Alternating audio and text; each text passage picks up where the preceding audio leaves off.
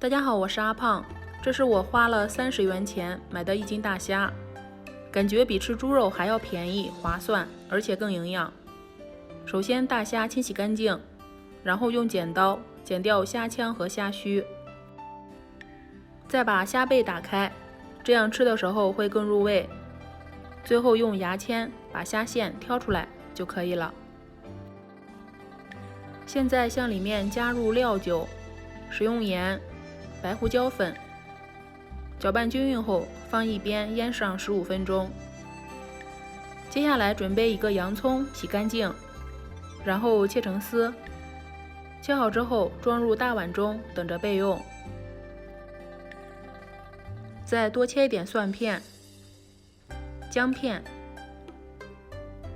葱段，切好之后和洋葱放一起。最后再切点青红辣椒。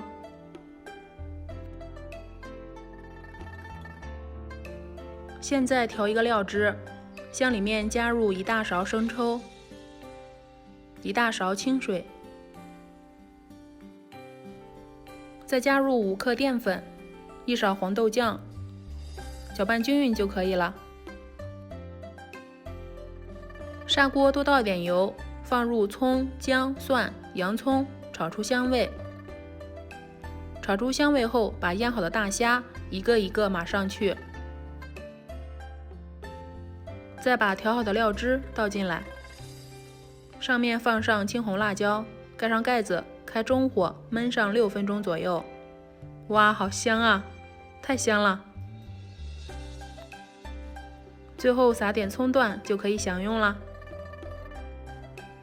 今天分享的砂锅焖虾，做法简单又好吃，虾肉特别鲜嫩，蘸上汤之后更好吃。现在猪肉贵，就多吃一点虾吧，老人和孩子都适合，喜欢的话可以试试哦。